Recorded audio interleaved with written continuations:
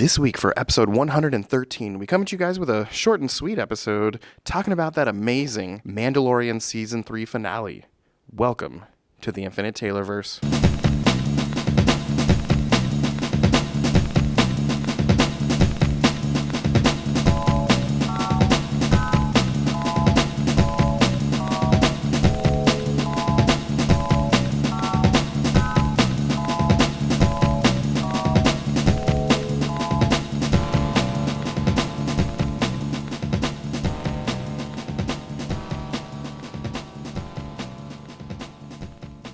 Warning. Red alert. Ay, ay, ay, ay, ay! Danger, Will Robinson. Danger! That's the emergency alert. This episode is full of spoilers for some of the latest and greatest nerdy movies and shows. Spoilers. Listener discretion is advised. What's up, everybody? Welcome to the Infinite Taylorverse podcast. I'm Billy Taylor. And I'm Taylor Oxner. And this week, we're going to have a short and sweet episode, and we are super pumped to talk about that amazing Mandalorian Season 3 finale. But before we jump into that, Taylor, what have you been nerding out about this week, man? What have I been nerding out about this week? So I had my birthday last weck, and I got a Galactus, one of the 10-inch Funkos, and it was the black light one, so it's like Galactus, the Life Bringer, and the Fallen one is Silver Surfer, so I thought it was pretty awesome. Oh, that is super awesome. I've been digging a decent amount of those blacklight Funkos. They look really cool. Yeah.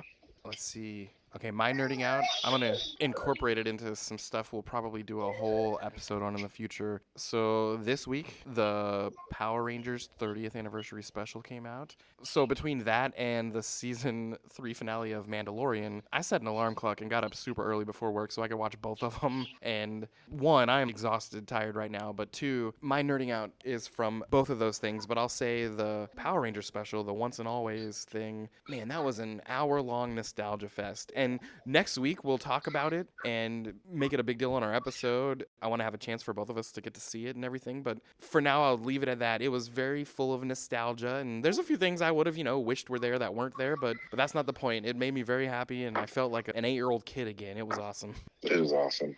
Well, hey, this week we are focusing on mainly that finale of Season 3 of The Mandalorian. And we've both had a chance to catch that. And Taylor, what are some of your initial thoughts about it? I didn't think it was going to end so cleanly. Oh, me neither. When it ended, I was like, oh, there really isn't anything left on the table, it seems like. At least it didn't seem that way. Like, it almost seemed like, well, this might be the last season. The way it ended, I was just like, oh, okay. Yeah. It just had a really series finale vibe to it, which I know is probably not the case, but that's how it felt. I don't know. I know, I completely agree.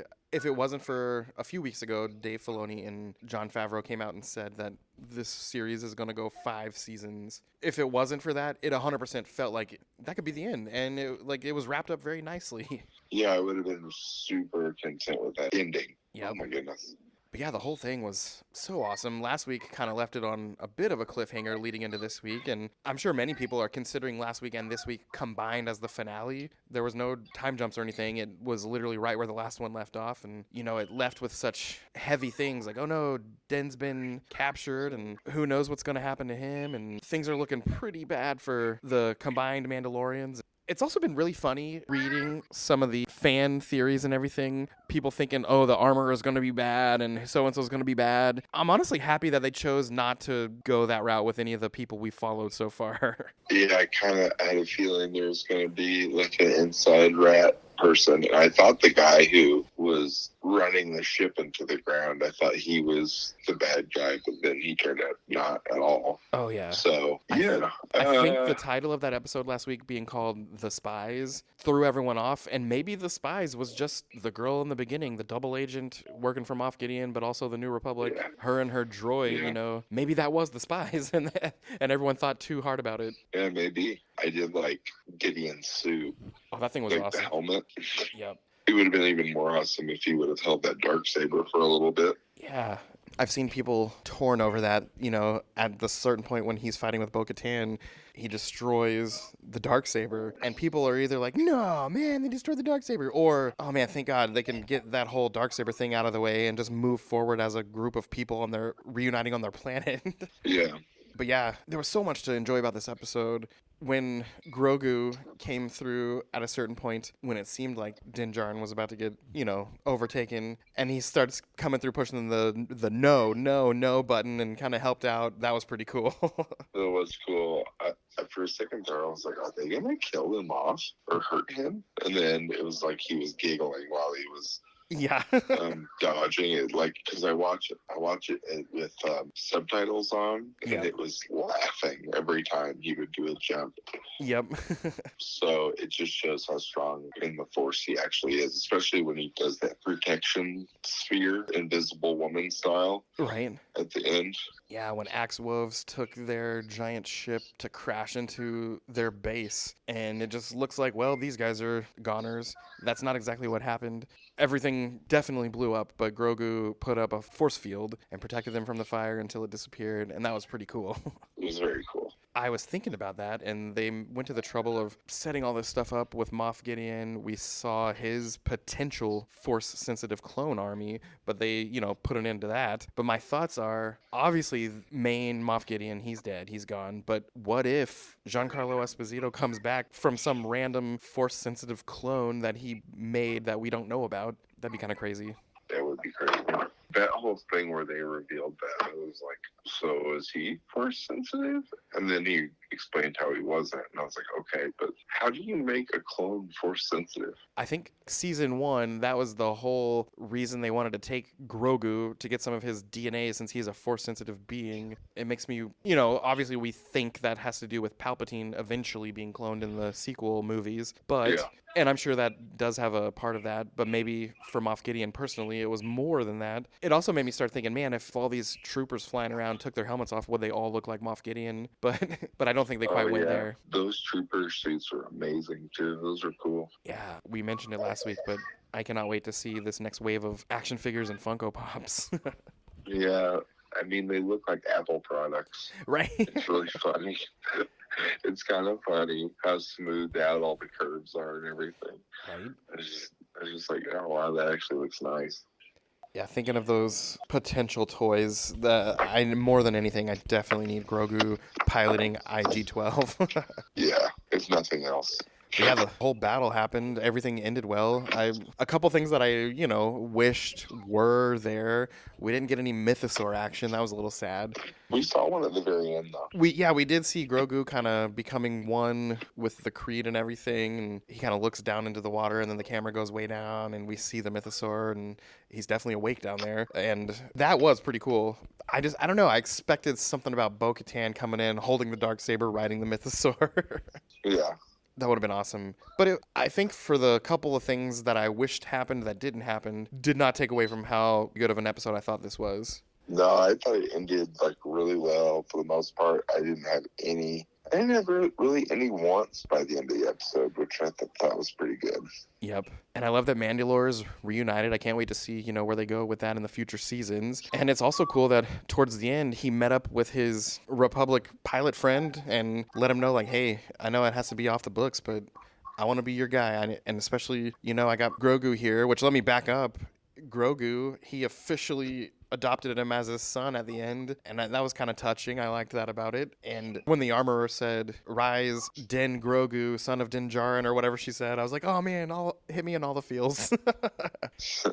But yeah, then fast forward back to when he's at that Republic pilot bar, and he tells the guy, hey, I'm a bounty hunter, and he's now my apprentice, and we need some bounties, so hit me up. And I feel like next season's probably going to be, it'll probably have some overarching Mandalore planet stuff, but I'll bet you each episode will be dealing with some more episodic stuff with maybe some different bounties across the galaxy. Yeah, it'd be cool if he had run-ins with bounty hunters. I would enjoy that. Yep. And it was cool that he found, I guess Grogu found that decapitated IG unit head up there, so they were able to take it back and repair IG-11. And so now Navarro has a new marshal, and it's IG-11, and I thought that was cool too. It was cool.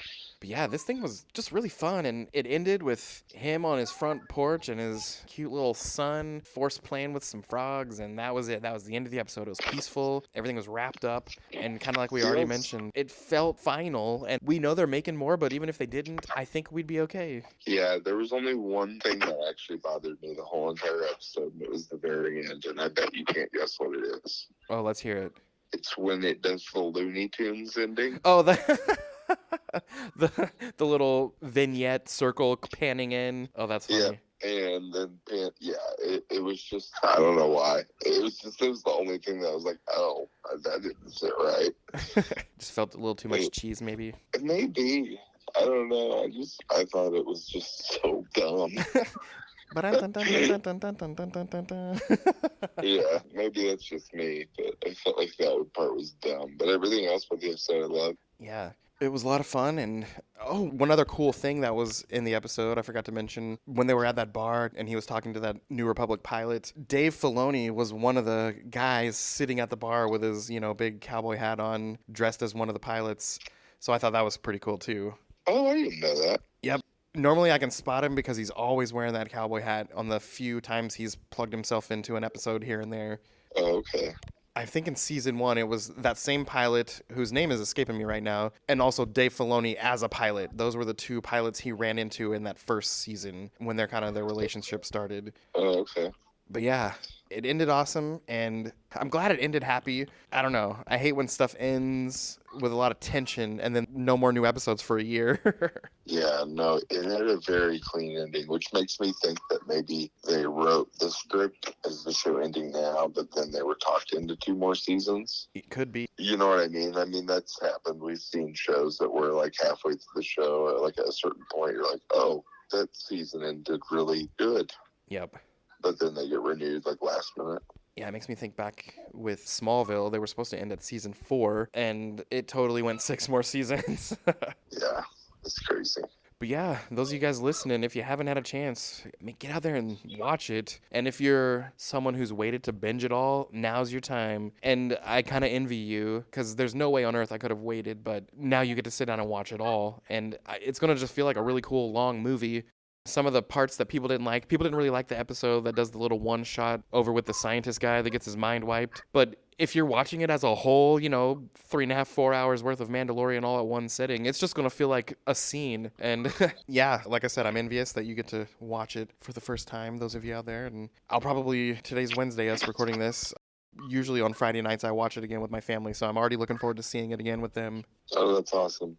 But yeah, talking about Mando, that was it for the agenda today. We got a lot going on, and we just wanted to make sure to get that out to you guys. Coming up real soon, we're going to talk about that 30th anniversary Power Rangers special. Oh, it was really fun. All the pros and cons. I can't wait to go over it. And I also, this past week, had the really cool opportunity to sit down on a Zoom call with the amazing voice actor D. Bradley Baker, who voiced all the clones in every animated Star Wars property, amongst, I think if I remember his IMDb count, was nearly 700 animated things he's been in. The man's been in everything. But I actually have an audio recording of that whole 30-minute conversation we had with each other and my students, and I can't wait to put that out there in one of our future upcoming episodes for you guys, and it's a lot of fun. So, you know what? I've already said my nerding out for the week, but I might need to throw that in there as well, because it was awesome. Yeah, that's amazing. But yeah, well, as for us, this week at the Taylorverse, I've been Billy Taylor. And I've been Taylor Oxner. And come back next week to talk about all the fun things going on out there. Bye. Bye.